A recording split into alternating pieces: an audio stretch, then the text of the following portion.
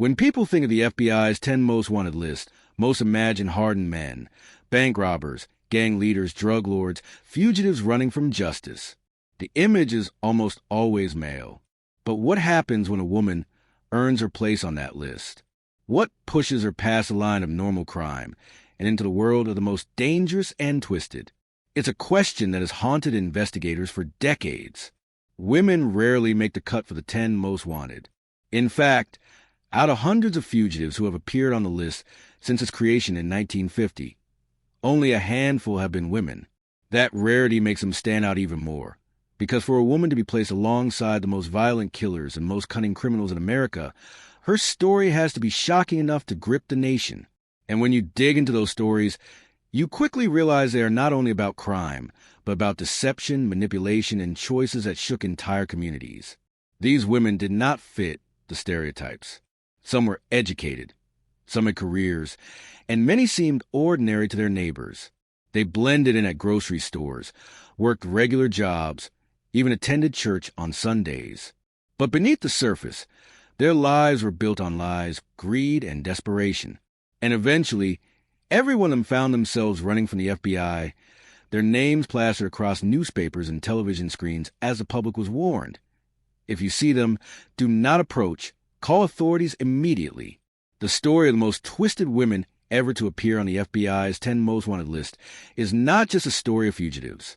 It's a story of how ordinary lives can shatter, how choices ripple into disasters, and how the face of danger is not always who you expect.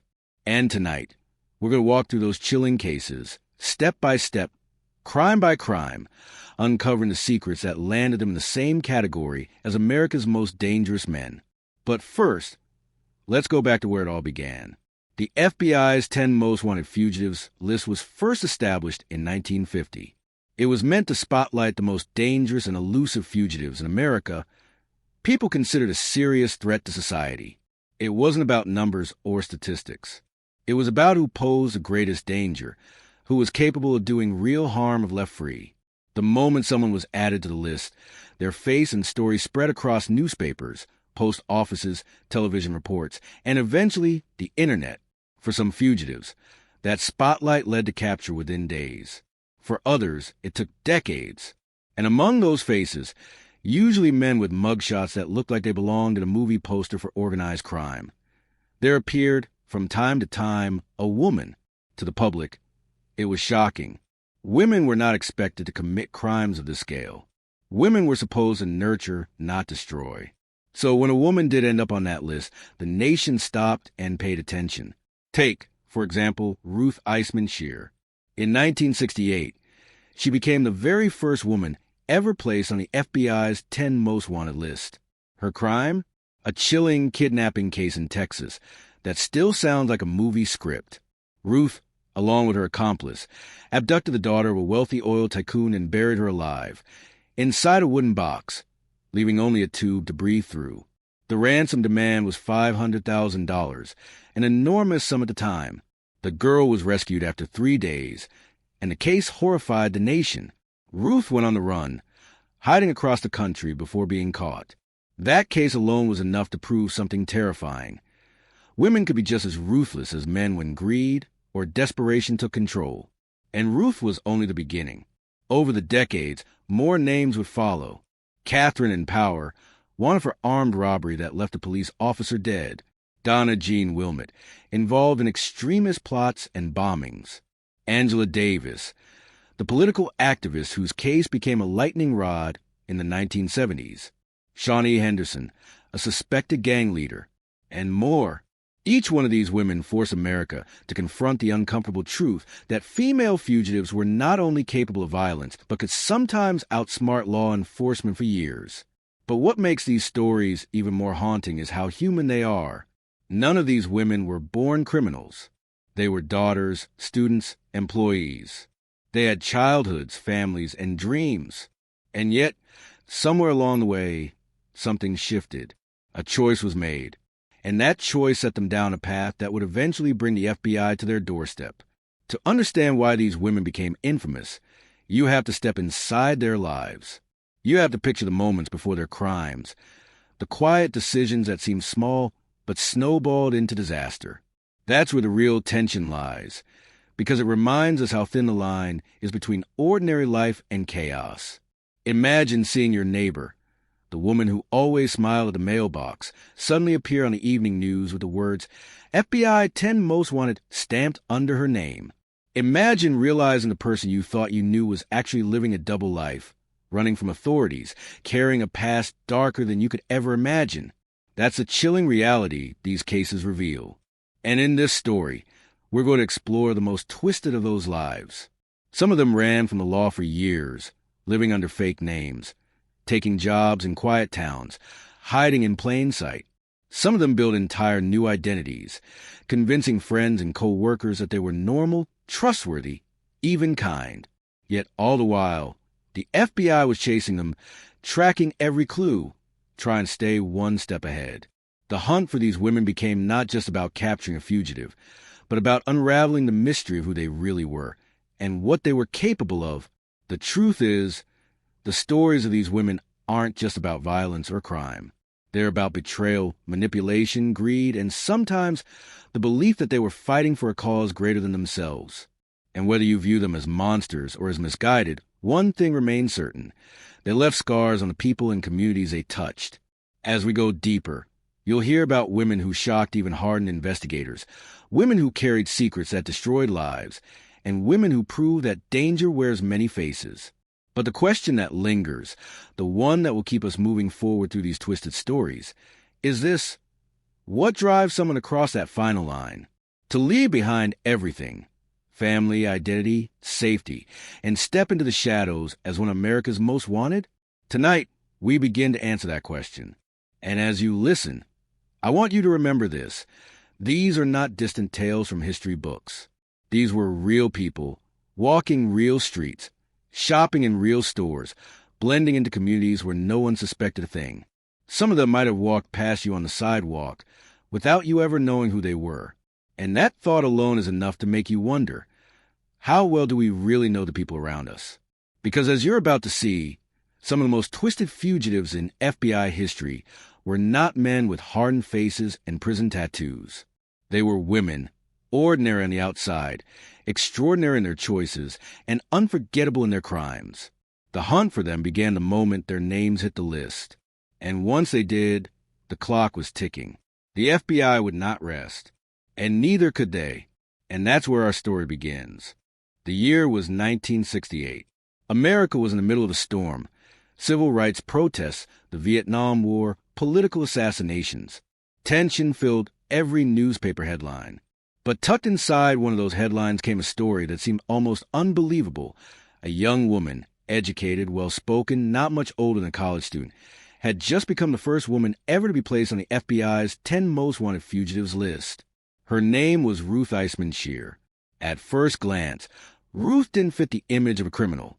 She was born in Honduras to Austrian Jewish parents who had fled Europe during World War II. She grew up with opportunities most people in her country could only dream of.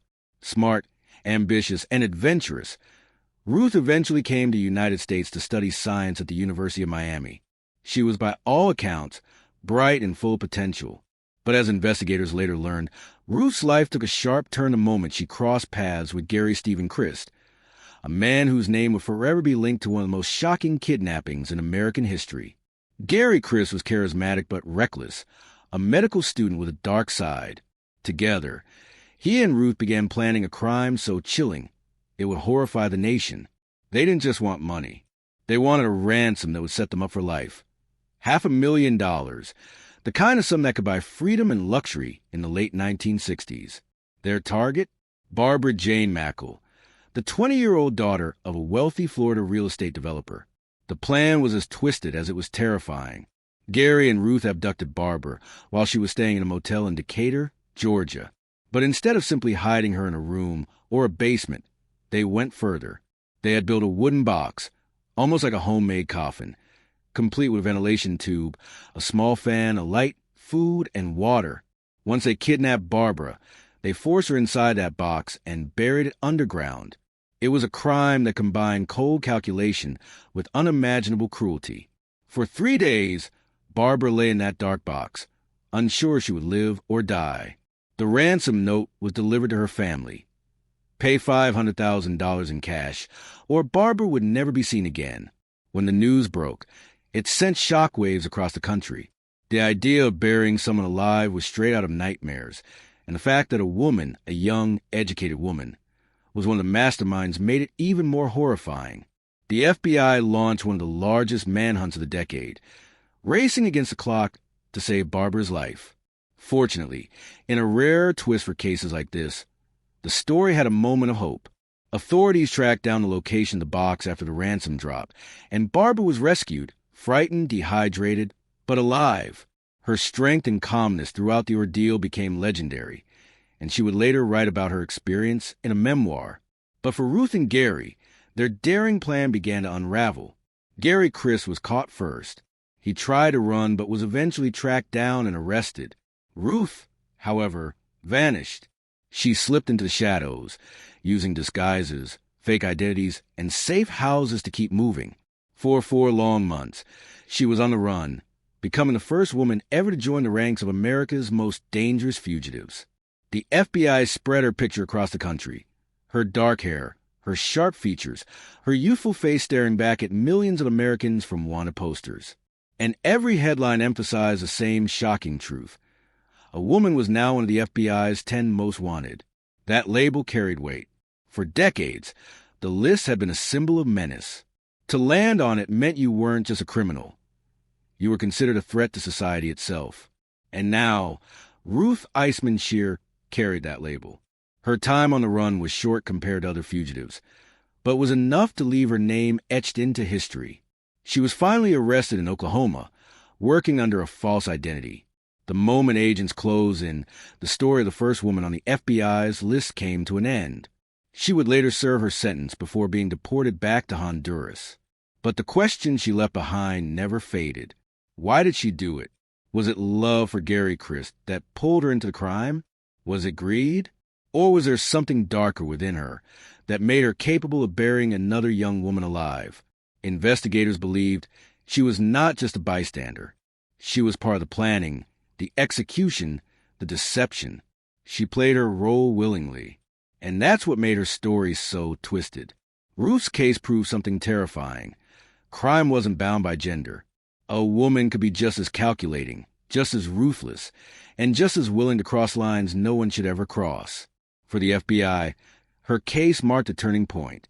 From that moment on, no one assumed that the face of danger would always be male.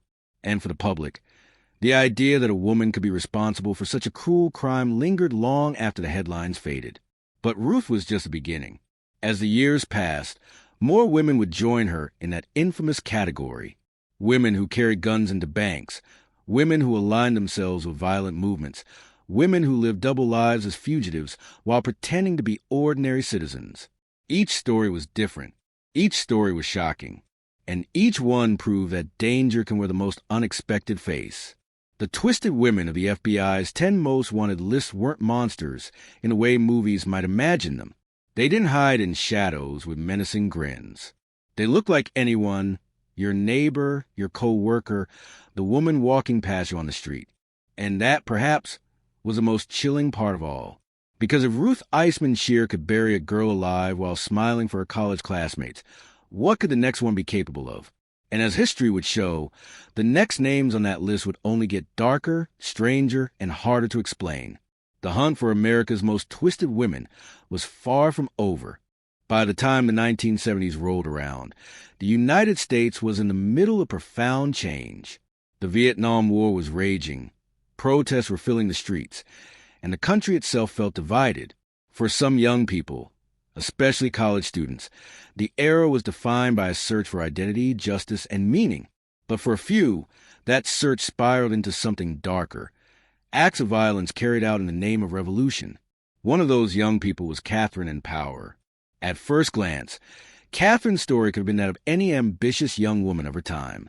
Born in Denver, Colorado, in 1949, she grew up in a middle-class Catholic family. She was smart, studious, and ambitious. By the late 1960s, she had earned a scholarship to Brandeis University in Massachusetts, one of the most respected schools in the country. At Brandeis, Catherine was exposed to new ideas, new friends, and a new sense of activism.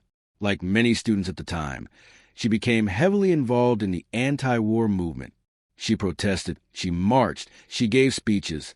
But what started as political passion soon evolved into something much more radical.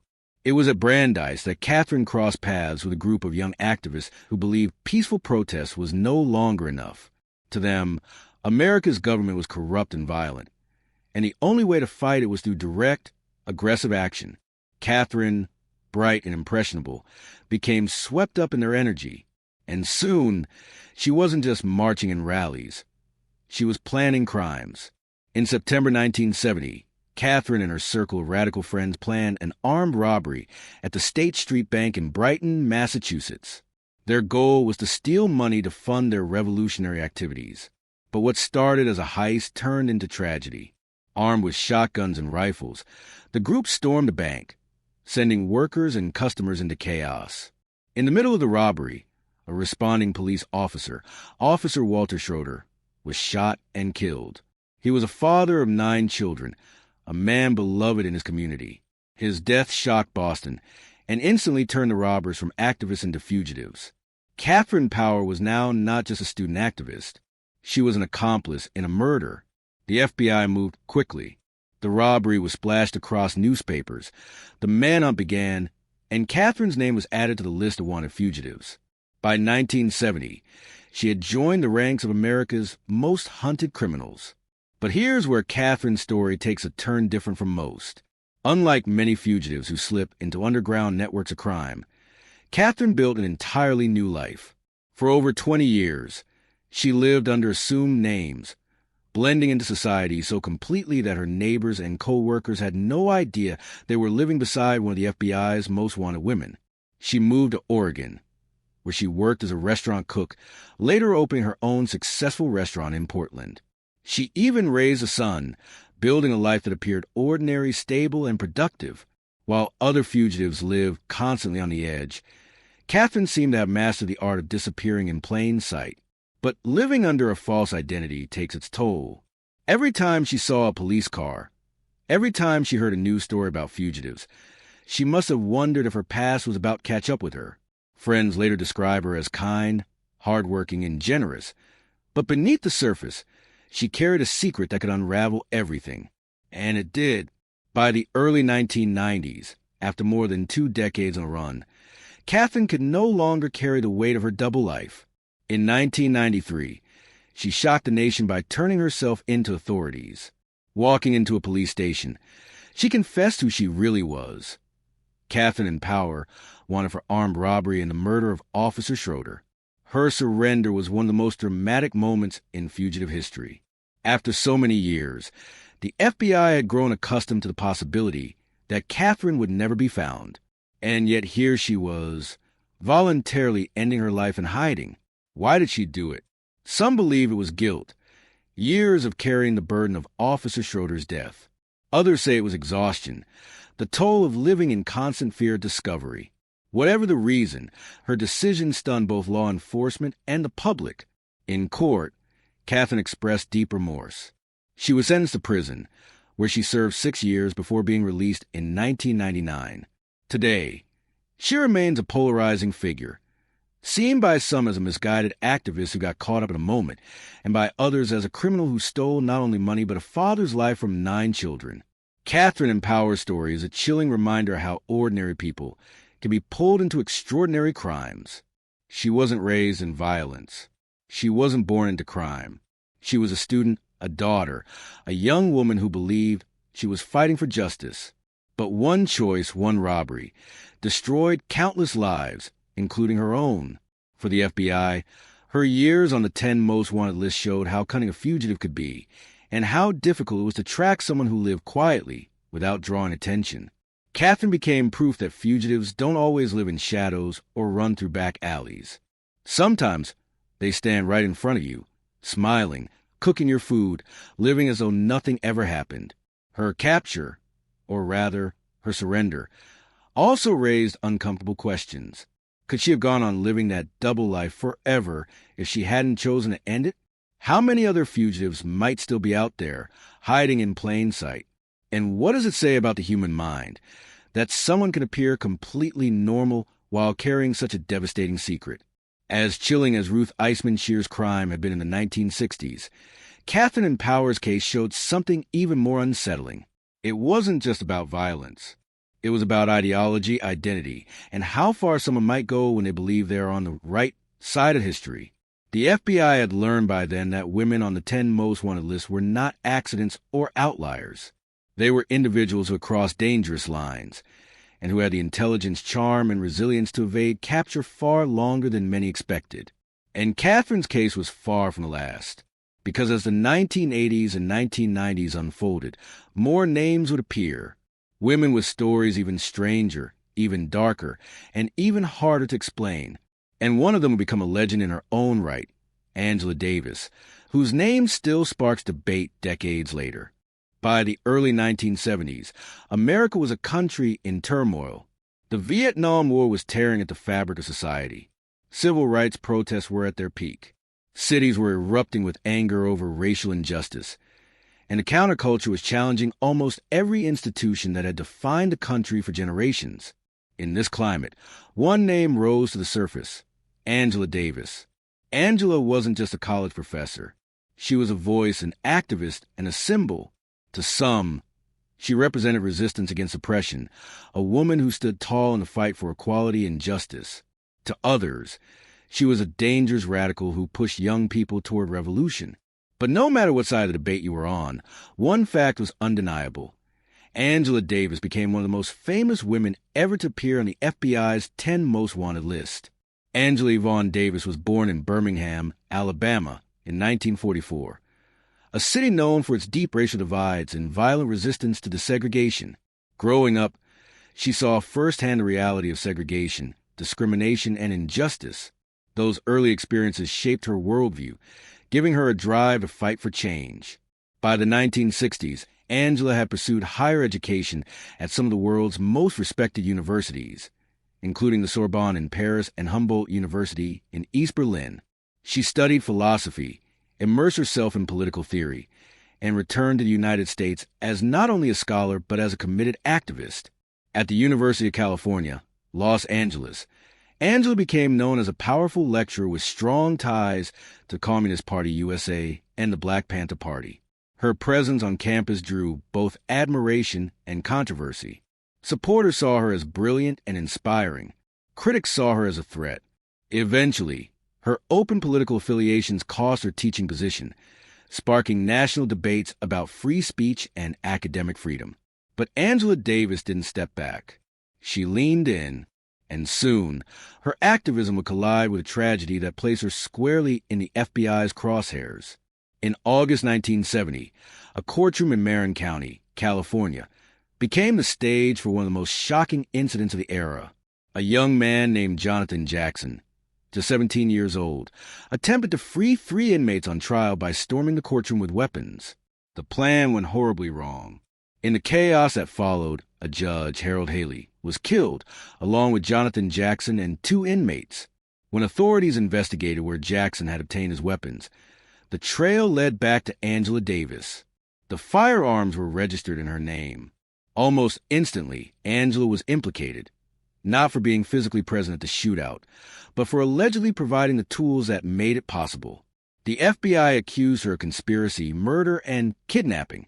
Within days, she became a fugitive. Her face appeared across the country, plastered on wanted posters, and shown on television screens. For the second time in just a few years, America watched as a woman was placed on the FBI's 10 Most Wanted list. But this time, the story wasn't just about crime. It was about politics, race, and justice itself. Angela Davis went underground, moving carefully, supported by a network of activists who considered her arrest politically motivated. For 2 months, she evaded capture, traveling under aliases, staying in safe houses, and always staying one step ahead of federal agents. The FBI considered her one of the most dangerous fugitives in America, not only for what she might have done, but for what she represented. A voice powerful enough to inspire thousands. Her fugitive status only made her more famous. Across the globe, protests erupted demanding her release. In Europe, in Latin America, in Africa, posters of Angela's face appear with slogans like "Free Angela." Musicians wrote songs about her. Poets dedicated verses to her, and her case became a rallying point for international movements against oppression. When she was finally captured in New York in October 1970, the moment was broadcast nationwide. Cameras followed as agents led her away, her face calm, composed, unbroken. To her supporters, she looked less like a criminal and more like a symbol of defiance. Angela spent over a year in prison awaiting trial, during which her supporters launched a worldwide campaign to demand her freedom. The trial itself became one of the most closely watched of the decade. And in 1972, after months of testimony, a jury found her not guilty of all charges. Her acquittal sent shockwaves across the country. For her supporters, it was a moment of justice, proof that she had been unfairly targeted because of her race and political beliefs. For her critics, it was a devastating outcome, leaving them convinced that a dangerous radical had escaped accountability. No matter where you stood, one thing was certain. Angela Davis's time on the 10 Most Wanted list cemented her as one of the most famous women in FBI history. She wasn't forgotten after her acquittal. Instead, she went on to become a writer, a professor, and a lifelong activist, continuing to shape debates on race, gender, and justice. But the legacy of her fugitive status remains complicated. Unlike Ruth Eisman Scheer, who was condemned for cruelty, or Catherine in Power, who admitted her role in a violent robbery, Angela Davis became something larger than the crime itself. To some, she was twisted because of her associations, her willingness to align herself with radical groups. To others, she was targeted precisely because she dared to challenge the status quo. And that's what makes her case stand out. It wasn't simply about what she did or didn't do. It was about what she symbolized in a time when America was deeply divided. Her story proves that the FBI's 10 Most Wanted list isn't always about the obvious monsters. Sometimes it's about individuals who represent something bigger than themselves, people who can inspire, polarize, and stir the nation into debate. Angela Davis's case remains one of the most talked about in history, precisely because it forces us to ask difficult questions. Was she truly a dangerous criminal? Or was she a political prisoner caught in the crossfire of America's most turbulent decade? What cannot be denied is this. Angela Davis showed the world that when a woman's name appears on the 10 Most Wanted list, it isn't easily forgotten. Her story lives on, not only in FBI archives, but in classrooms, protests, and history books. And as the years moved on, more women would follow, each with their own story of deception, violence, or ideology gone too far. Some fled for years. Some built new lives in quiet neighborhoods, and some, like Angela, became legends in their own time.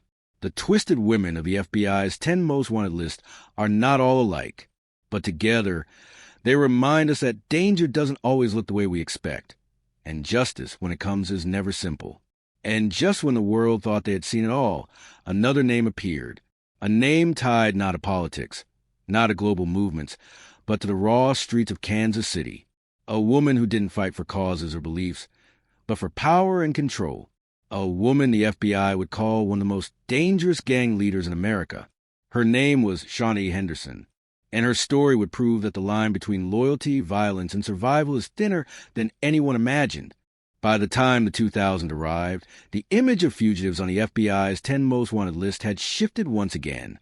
The radicals of the 1970s were long gone. The hijackers and kidnappers of the 1980s and 90s had been captured or faded into history, but crime had not disappeared. It had only changed its face.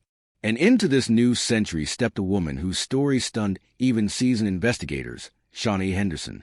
Unlike Ruth Eisman Scheer, Catherine in Power, or Angela Davis, Shawnee didn't come from a background of higher education or political causes. She wasn't motivated by ideology or revolution. Her story was rooted in the streets, where gangs, violence, and survival defined daily life. Shawnee Henderson was born in 1982 in Kansas City, Missouri. From a young age, her world was shaped by the challenges of poverty, fractured communities, and the lure of gangs that promised protection, belonging, and power. By her teens, Shawnee was already associated with one of the most violent gangs in Kansas City. Unlike many who stayed in the background, she rose quickly, showing leadership and toughness that earned her both respect and fear. Law enforcement later described her as a violent gang leader, someone who commanded loyalty from those around her and wasn't afraid to use force to prove her authority. For investigators, that made her dangerous, not only because of what she had already done, but because of what she was capable of doing next. Her name exploded into national headlines in 2006 when she became the prime suspect in the shooting death of a man named Brandon Barnett. According to prosecutors, Barnett was gunned down in broad daylight, his car riddled with bullets. Witnesses pointed to Shawnee as a shooter, claiming she pulled the trigger during a dispute tied to gang tensions. The brutality of the killing, and the fact that it appeared to be carried out with little hesitation, made the case a top priority. And when Shawnee vanished soon after, the FBI knew they were dealing with someone both ruthless and elusive. In March 2007, just months after the shooting, the FBI added Shawnee Henderson to the 10 most wanted fugitives list. At only 24 years old, she became one of the youngest women ever to appear on the list. Her face appeared on posters and news broadcasts across the country. The FBI warned the public that she was armed, dangerous, and capable of striking again. But Shawnee didn't stay on the list for long. Only a day after her name was released nationwide, an anonymous tip came in. Someone recognized her face, and within 24 hours, the FBI had her in custody. For investigators, it was one of the fastest captures in the history of the 10 most wanted list. Her arrest was dramatic. Agents surrounded her car outside an apartment complex in Kansas City.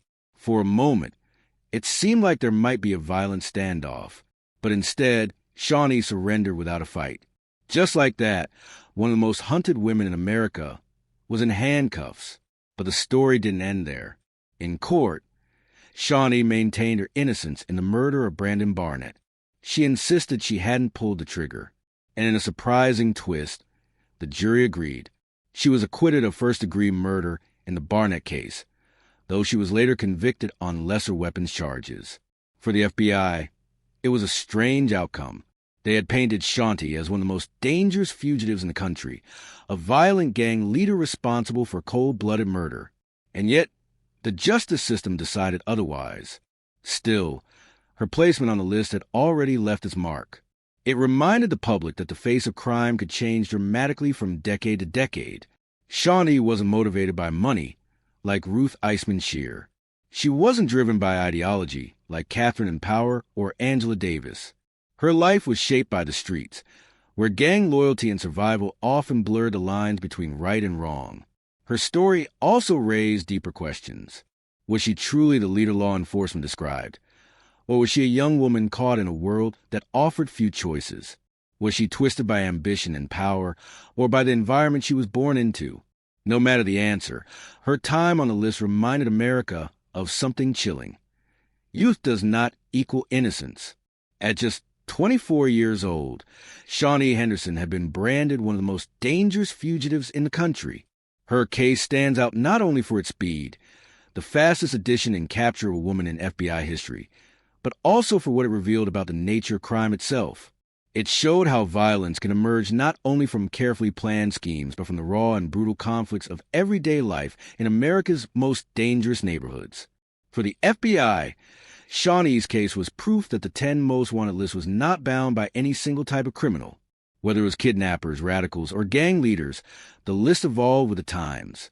And as Shawnee's mugshot joined those of infamous men before her, she became part of the dark legacy of women whose stories challenged every stereotype. But she was not the last. Because even as Shawnee Henderson was making headlines in the 2000s, another name would soon surface. A woman whose path to the FBI's list was not paved by street violence or political upheaval, but by deception and betrayal. Her case will remind the world that danger doesn't always come with a gun or a gang. Sometimes it comes with a smile, a disguise, and a plan that takes years to unravel. And that woman's name was Donna Jean Wilmot.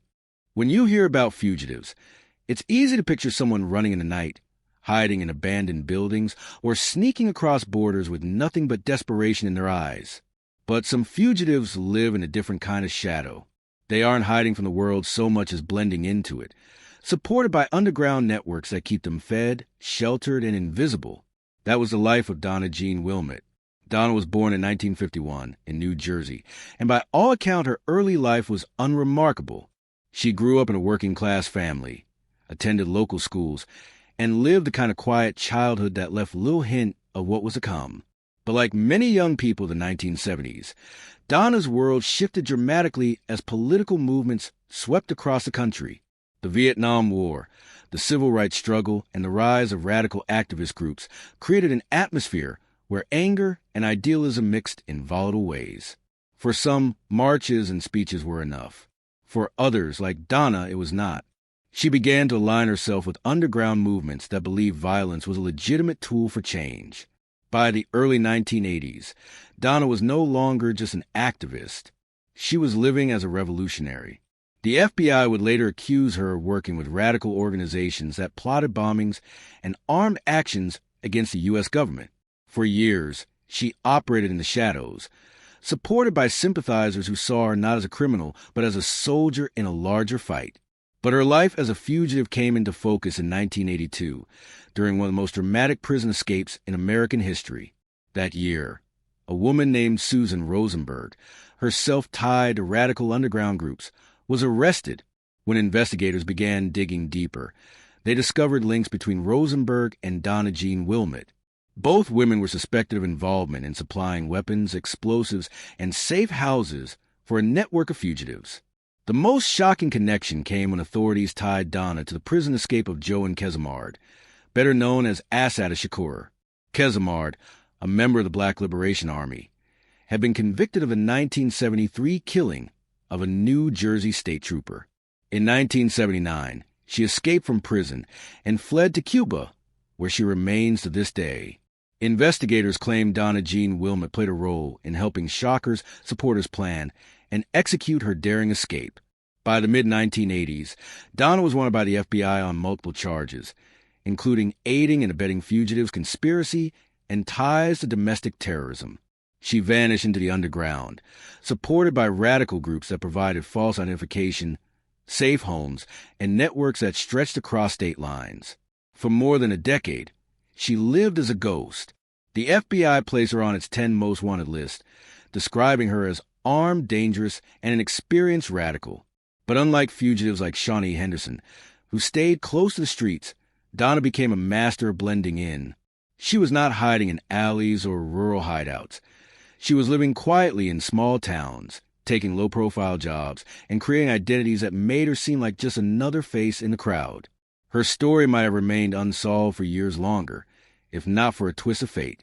In the mid-1990s, the FBI received a tip that Donna was living in Pittsburgh, Pennsylvania, under an assumed name. Agents began watching her movements, piecing together her new life, and slowly tightening the net around her. In November 1994, more than a decade after she first disappeared, Donna Jean Wilmot was finally arrested. Neighbors were stunned. To them, she had seemed normal, quiet, polite, unassuming. One neighbor recalled seeing her at grocery stores, waving hello, never suspecting she was one of the most wanted women in America. But behind that ordinary mask was a life built on lies, fueled by years of running, and haunted by the constant fear of discovery. For the FBI, her capture was a triumph. It marked the end of one of the longest fugitive hunts involving a woman in U.S. history. For Donna, it was a collapse of a double life she had maintained for over 10 years. Her arrest also reignited debates about the blurred line between activism and crime. To the FBI, she was a domestic terrorist. To some of her supporters, she was a revolutionary who had stood against what she saw as government oppression. But for the public, her story was another reminder that the line between ordinary neighbor and wanted fugitive is thinner than anyone wants to believe. What makes Donna's story particularly twisted is not only her alleged role in violent plots, but also the life she built while hiding. She lived side by side with people who had no idea of her past. She worked, she smiled, she blended in seamlessly, and all the while, she was carrying a secret that, if revealed, could have destroyed everything in an instant. Her capture showed just how patient fugitives and investigators can be. Donna had survived over a decade in hiding. The FBI had spent just as long hunting her down. In the end, It wasn't violence that brought her fugitive life to a close. It was persistence. Donna Jean Wilmott's story fits into the larger mosaic of twisted women on the FBI's 10 Most Wanted list because it highlights a different kind of danger, the kind that doesn't always make itself obvious. She didn't walk into a bank with a shotgun. She didn't bury someone alive. Instead, she lived in the shadows of political extremism, supporting those who did commit violent acts and using deception to stay one step ahead of justice. And in some ways, that makes her story even more chilling, because it forces us to ask, how many people have we passed in our daily lives who are hiding something far darker than we could ever imagine? With Donna's capture, the FBI closed one chapter, but others were still wide open. Because while women like Ruth Eisman Scheer, Catherine and Power Angela Davis, and Shawnee Henderson had already shocked the nation, there were still more names to come. Women who weren't just fugitives, but who left scars on families, communities, and the justice system itself. Women whose stories remind us that twisted choices don't belong to one time, one place, or one kind of person. And the next woman's story would prove that even decades after the first woman appeared on the 10 Most Wanted list, America was still capable of being shocked. Her name? Sarah Jane Olsen. And her case would stretch across decades, weaving together the story of a suburban mother who carried a past darker than anyone around her could have imagined. By the late 1990s, most Americans thought of fugitives as people who lived on the run, constantly moving from one city to the next, changing names, and never putting down roots. The very idea of a fugitive conjures images of fear and instability. But what if one of the FBI's most wanted women wasn't living in the shadows at all? What if she was living right out in the open, attending school plays, volunteering in her community, and raising a family in a quiet suburb? That was the unsettling truth behind the story of Sarah Jane Olsen, also known by her underground name, Kathleen Insolia. Her tale is unlike the others we've explored so far. Ruth Eisman Scheer vanished into Central America. Angela Davis fought her charges in the public eye. Shawnee Henderson lived close to the streets she ruled with violence. But Sarah? She was hiding in plain sight, and the people around her never suspected a thing.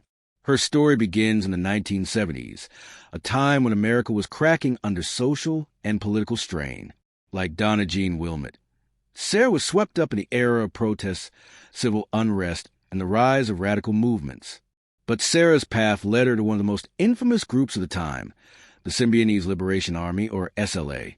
The SLA is remembered today for one thing above all, the kidnapping of newspaper heiress Patty Hearst in 1974. The group claimed to fight against what they called capitalist oppression and racism, but their methods were brutal. Armed robberies, shootouts with police, and violent propaganda made them household names for all the wrong reasons. Sarah Jane Olsen wasn't just a supporter of the SLA. She was accused of being an active participant. In 1975, prosecutors said she helped plant pipe bombs under police cars in Los Angeles. The bombs were discovered before they went off, but the intent was clear. At the same time, she was tied to armed bank robberies that left civilians traumatized and a woman dead. The FBI charged her with multiple crimes, and just like that, Sarah disappeared. For more than 2 decades, she lived as a ghost. But unlike many fugitives who stayed on the move, Sarah chose a different strategy. She reinvented herself completely.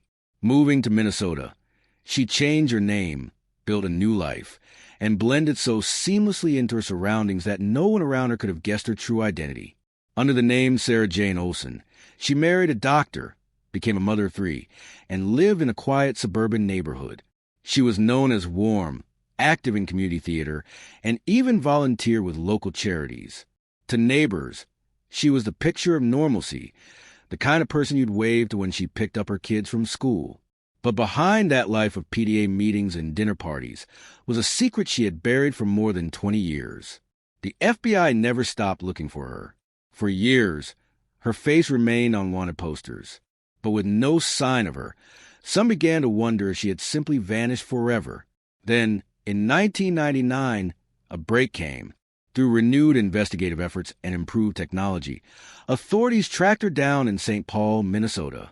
One ordinary day, she was arrested while driving, her suburban world crashing down in an instant. For her neighbors, the news was unthinkable. The woman they knew as Sarah Jane Olsen, friendly, outgoing, almost boring in her normality, was actually a fugitive wanted for attempted murder and terrorism charges. The shock rippled through her community. Some refused to believe it, insisting the authorities must have made a mistake. Others began rethinking every casual conversation they'd had with her, realizing they never truly knew who she was. In court, Sarah pleaded guilty to the attempted bombing of police cars and later faced charges related to a deadly 1975 bank robbery. She was sentenced to prison, ending the double life she had managed to maintain for nearly a quarter of a century. What makes her story so twisted isn't just the crimes themselves, but the sheer scale of her deception. For more than 20 years, she lived a life that most people dream of, stable, secure, surrounded by family and community respect. And yet, at any moment, she knew it could all come crashing down. That's the unnerving truth about Sarah Jane Olsen. While others lived in fear of being caught in alleyways or back roads, she lived in fear of being caught at the dinner table, at the grocery store, or at her kids' school events. The more normal her life became, the higher the stakes of her secret grew. And when she was finally unmasked, the contrast between her suburban identity and her radical past shocked the nation. She wasn't just a fugitive. She was a reminder that people are never quite who they seem to be. Her capture also reignited debates about justice and time. Should someone who had lived peacefully for decades still be punished for crimes committed long ago? Was she still a threat, or just a mother trying to move on? The courts had their answer, and Sarah Jane Olsen's name was etched forever into the history of the FBI's most wanted women. But as twisted as her story was, she wasn't the last. Because if Sarah proved that fugitives could hide in plain sight, the next woman's story proved that even across borders, justice has a long memory. Her name was Fatima Lopez de la Cruz, and unlike Sarah, she wasn't hiding in suburban neighborhoods. She was moving through international shadows. And her capture would prove that no matter how far fugitives run, the hunt always continues. When most people imagine fugitives on the FBI's 10 most wanted list, they picture hardened criminals, armed robbers, killers, terrorists. But sometimes fugitives don't fit that mold. Sometimes they don't look like villains at all. They look like mothers, wives, or neighbors. And yet, their names still make it onto one of the most feared lists in law enforcement. That was the case with Fatima Lopez de la Cruz. Her story doesn't begin with secret radical groups or violent street gangs. It begins with family, something most of us think of as a source of safety. But for Fatima, family ties pulled her into a world that eventually made her a fugitive and landed her on the FBI's radar. She grew up in Mexico, living what seemed to be an ordinary life. But her husband, Juan Carlos de la Cruz Reina, was no ordinary man. He was a high-ranking member of the Gulf Cartel, one of the most powerful and violent drug trafficking organizations in the world. The Gulf Cartel, for decades, controlled major drug routes between Mexico and the United States. They weren't just smuggling narcotics. They were involved in kidnapping, extortion, and violent enforcement that terrorized entire regions. And Juan Carlos wasn't a small player. He was one of the cartel's enforcers, a man whose name carried weight in both fear and respect. For years, Fatima lived in his shadow. But when U.S. authorities began pursuing her husband for drug trafficking and violent crimes, they also turned their attention to her, to investigators. She wasn't just a bystander. She was accused of helping him, hiding assets, and protecting his movements. By the late 1990s and early 2000s, U.S. prosecutors charged her with conspiracy to distribute cocaine and money laundering. Those weren't small accusations. They tied her directly into the financial side of cartel operations, suggesting she wasn't just a passive wife, but someone actively involved. That was enough for the FBI to put her on their wanted list. When her name appeared, many were stunned. She didn't fit the profile of the violent fugitives the public was used to seeing. She wasn't an armed robber or bomber. She looked like an ordinary woman you might see at the market. But that was exactly what made her dangerous in the eyes of investigators. She could blend in, hide in plain sight, and quietly move money and information while her husband handled the more violent side of cartel business. The FBI described her as armed and dangerous. But in truth, her weapon wasn't a gun, it was trust. People underestimated her. And in the criminal underworld, that can be just as deadly. For years, she moved through Mexico and the United States, using her family ties to shield her. Whenever authorities got close, she seemed to slip away. It wasn't just about running. It was about knowing the right people, having safe houses, and being protected by the cartel's reach. But being on the FBI's radar meant time was running out. The U.S. government doesn't put someone on the 10 most wanted list lightly.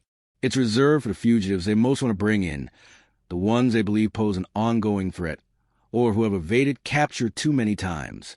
Fatima's story reached its climax when her husband was finally arrested in Mexico. Without him, her safety net began to unravel. The cartel connections that once shielded her started to weaken. And with international cooperation between U.S. and Mexican authorities tightening, her world grew smaller. Eventually, she was caught. The details of her capture weren't as dramatic as shootouts or standoffs. It was quieter, more methodical. But it was proof that even those who try to hide behind family and networks can't escape forever. For the FBI, her arrest was another victory in the long battle against international crime. But for the public, her story was unsettling. How many other women like her existed? How many lived quiet lives on the surface, while secretly tied to dangerous networks underneath? What made Fatima's case so twisted wasn't just her link to one of the most powerful cartels in the world. It was how ordinary she seemed. Like Sarah Jane Olsen, she was a reminder that fugitives don't always look like fugitives. They can be anyone, anywhere, hidden in the open.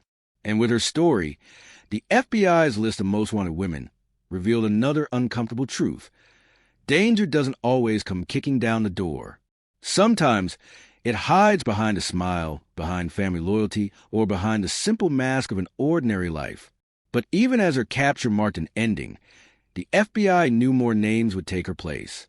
Because as one fugitive fell, another was always ready to rise. And the next woman on the list didn't just challenge ideas of crime and family. She challenged ideas of justice itself. Her case would force America to ask, what does justice look like when someone commits crimes in their youth, then lives decades as a different person? Should they still be punished or forgiven? That was a haunting question at the center of the next fugitive story. Donna Borup, the woman who vanished after a night of protest turned into a night of violence. On a chilly September evening in 1981, thousands of people filled the streets of New York City.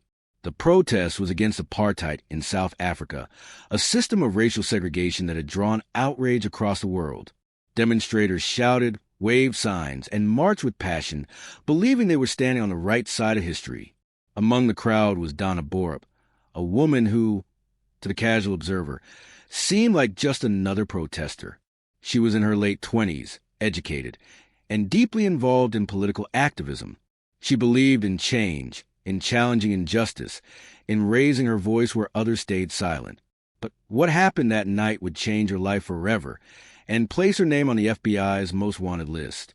As the protests heated up outside the South African consulate in Manhattan, tensions rose between demonstrators and police officers. Shouts turned into shoves. The peaceful energy of the march slowly cracked into something angrier, more dangerous. And then in the chaos, a shocking act occurred. According to the FBI, Donna Borup threw acid into the face of a police officer.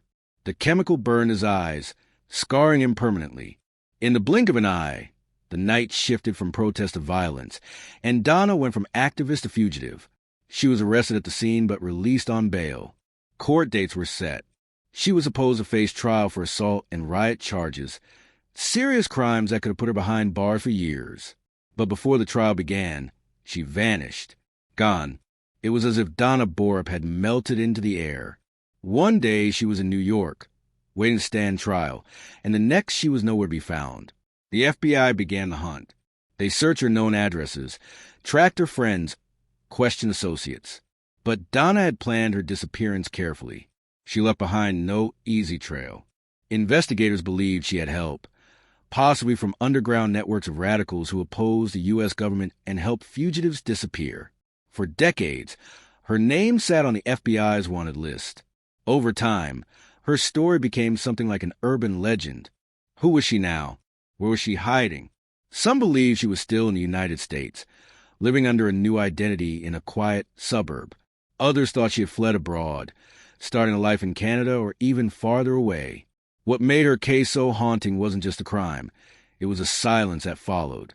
Unlike many fugitives who continue committing crimes, Borup seemed to vanish completely. No new arrests, no new sightings, no suspicious bank accounts. Nothing. And so the question grew louder with each passing year. How does someone disappear so completely in a world where everything leaves a trace? For the FBI, her case was a reminder that fugitives don't always have to live on the run in the traditional sense. Sometimes, with the right help, they can build new lives right under society's nose. The idea that Donna could be someone's neighbor, someone's teacher, someone's co-worker, that was the unsettling part. Over the years, her wanted posters aged. The FBI even released age-progressed images, showing what she might look like decades later. Grayer hair, deeper wrinkles, but the same sharp eyes. They hoped someone, somewhere, would recognize her. But recognition never came. What makes Donna Borup's story so twisted is a thin line it walks between political activism and crime. On one hand, she was part of a movement protesting real injustice. On the other, she committed an act that permanently injured another human being. Some supporters saw her as a radical who went too far in the name of justice. Others saw her as a criminal who used politics as a shield for violence. The truth may lie somewhere in between. But what no one can deny is this. Her choice that night and her decision to flee justice placed her among the FBI's most wanted women. And as decades passed, the mystery only deepened. Was she still alive? Was she out there somewhere, living an ordinary life while carrying the weight of a hidden past? Or had she disappeared so completely that even time itself had erased her trail? For the FBI, the case of Donna Borup is unfinished. Her file remains open. Her face remains on wanted lists. And her story serves as a chilling reminder that some fugitives aren't caught in dramatic standoffs or tracked through high-tech surveillance. Some fugitives simply disappear and stay gone. But while Borup's case was about vanishing into silence, the next fugitive story was about the exact opposite. She wasn't hiding in shadows. She was moving across borders, connected to a world of crime that left scars across entire communities. And her name will be remembered not just for the crime she committed, but for how far her reach extended and how long she managed to stay beyond the law's grasp. That name was Angela Davis's Dark Mirror, another woman whose cause, choices, and life on the run left America divided on whether she was a freedom fighter or a criminal mastermind. And her story shows just how thin the line between rebellion and destruction can truly be. By the time the 2000s arrived, the image of the FBI's 10 most wanted had shifted. Once dominated by bank robbers and mobsters, the list now included terrorists, drug lords, cybercriminals, and yes, women whose names became synonymous with betrayal, violence, and disappearance. One of the last names to stand out in this dark gallery was Asha Ali Abdil, a Somali-born woman whose story added a chilling reminder of how desperation and rage could spiral into acts of terror. Her case began on a seemingly ordinary day in 2009 in Auckland, New Zealand. Abdil, who had immigrated as a refugee, boarded a plane with a knife hidden in her bag. She was troubled, struggling with personal issues and resentment that had grown unchecked. Mid-flight, she pulled out the knife and attempted to hijack the plane. Panic broke out among passengers as she tried to force her way into the cockpit, demanding the plane be diverted. She slashed at the crew, wounding the pilots and creating chaos in the cabin. The situation could have ended in unimaginable disaster, but the crew, despite their injuries, managed to overpower her. The plane landed safely. Abdil was arrested and charged with multiple offenses, including attempted hijacking and assault. Though her case didn't unfold in the United States, the FBI kept close attention. Terror-related crimes, even those outside U.S. borders, often drew their concern. And Abdil's act raised terrifying questions. What if she had succeeded? What if her knife had reached further? What if the cockpit door had broken? What if hundreds of innocent lives had been lost in the skies? Her case was proof that the face of female fugitives wasn't limited to one type. They weren't just murderers or fraudsters or radicals from decades past. They could be anyone, anywhere, crossing lines between nations, turning from ordinary lives to extraordinary crimes in the blink of an eye. But perhaps the most unsettling part of her story wasn't her arrest. It was what it revealed about the fragility of safety, how one person with enough anger and desperation could shake the world around them. And when you step back to look at all these women together, the picture becomes even darker. Catherine Cates, who left bodies behind in a string of robberies. Catherine Power, the radical who robbed a bank in the name of revolution and disappeared into a quiet life of lies. Donna Borup, the protester turned fugitive who vanished so completely that she became a ghost. And women like Abdil, who brought violence into the skies themselves. Each one different. Each one driven by a unique mix of belief, desperation, greed, or anger. And yet, they all shared one thing. They crossed a line that placed them among the most wanted people in America. For the FBI, catching these women wasn't just about solving crimes. It was about sending a message that no matter how long it takes, no matter how far fugitives run, the search never ends. But here's the part that should unsettle you most. Some of these women are still out there. Think about that for a moment. Somewhere in the United States, or maybe across an ocean, there could be a neighbor, a co-worker, even a stranger passing by on the street who is carrying a secret past. A past that includes their face once plastered on FBI posters. A past tied to crimes that scarred families, communities, even entire nations. Some of them live in hiding, carrying the constant fear of recognition. Others may have built entirely new identities, living in plain sight with no one the wiser. And then there are those who may no longer be alive at all, their secrets buried with them, leaving investigators chasing ghosts. The truth is, the FBI's 10 most wanted women aren't just stories of the past. They are stories still unfolding. Stories that could take a single phone call, a single recognition, a single accident to suddenly resurface in the present. And that's why their names remain so chilling. Because when we hear about these fugitives, we're forced to face an uncomfortable truth. Evil doesn't always look the way we expect. Sometimes it wears the face of someone's daughter, someone's teacher, someone's neighbor. Sometimes it hides behind a polite smile or a quiet life. And sometimes it stares back at us from a poster marked Most Wanted. As the FBI continues its search, the rest of us are left to wonder, will they ever catch the women who disappeared decades ago? Will someone one day recognize a familiar face and realize they're standing across from a fugitive who's been missing for 30, 40, even 50 years? Or will their stories remain unfinished, hanging in the shadows forever? The answer hasn't come yet, but the hunt is still alive. And until the day these women are found or proven gone, their names will linger, carved into the dark history of America's most twisted fugitives. And as for what comes next, well, that's a story we're only beginning to uncover.